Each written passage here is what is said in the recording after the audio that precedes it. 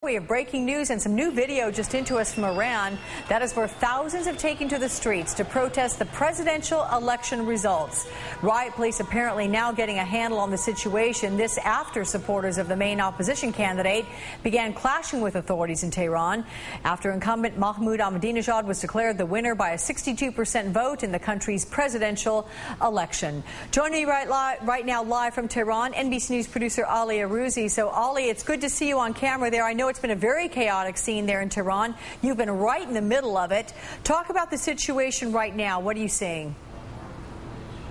Indeed, we've been in the middle of the situation. We've managed to get out of the center of the problems because the police were pushing it out. We risked getting arrested and getting any footage or any reports. We're now on the roof of our bureau. I don't know if you can see behind me right now, but there's huge plumes of smoke coming down. One of our colleagues tells us that the crowds there have set buses on fire and the police are trying to disperse people from the center of town. Ali, I know you've been in Iran, living there for a few years now at least. Have you ever seen anything like this before? These kinds of demonstrators taken to the streets in this number? There hasn't been anything like this. This has been unprecedented in Iran. This has been a mass outrage by the young people who've come out here. They're very, very upset. They've been coming out and they've said, you know, our vote has been stolen, our word has been stolen, and we want our rightful president back. And Ali, when it comes to fear of reprisal, I mean, perhaps a lot of the reason demonstrators have not done things in such massive numbers prior is because they're worried about what will happen to them. Are there fears that some of these people will be punished for being outspoken? There's no doubt that they fear that there's going to be reprisal. A lot of people were wearing masks on their face, covering their faces with scarves, not to be identified by the cameras and the intelligence police that are outside.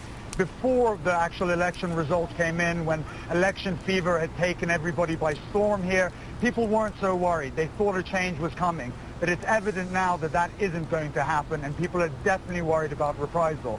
We've heard that a lot of the student leaders are being rounded up now so they can't gather people together. Mobile phone text messaging has been blocked by the government, so groups of people can't organize to meet one another. People are definitely worried here. Nonetheless, they're coming out onto the streets because they want their word to be heard. They were even shouting at the police, "We're Iranian, why are you beating us?"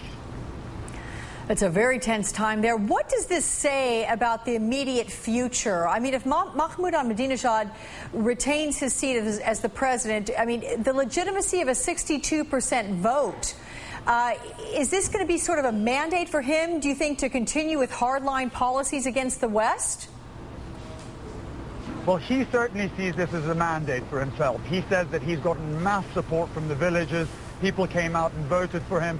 So he certainly sees this as a mandate. But if you ask the young people here in Tehran, they say that this has been massive vote rigging here. They said, listen, look, we've come out here, we've voted in massive numbers, and he's won by a 50% majority. They said it's just not possible.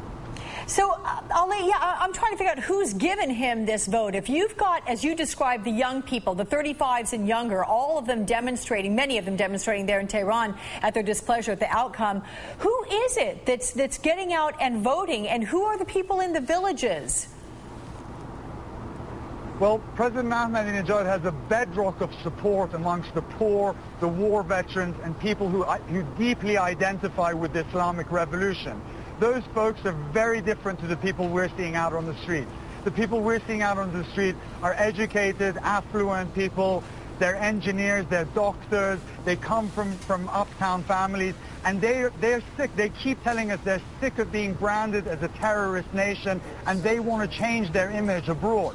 Those are the people that have come out and protested, and those are the people that came out and voted in huge numbers. When we were out at the polling stations yesterday, we couldn't find anybody in the north of Tehran who was supporting President Ahmadinejad. Now, having said that, if you go to the villages, there was a lot of support for him, but not like the support that there was for him in the cities. All right, well, all the official outcomes remain to be seen. But Ali Arouzi, thank you so much for getting to a camera. We appreciate that in Tehran.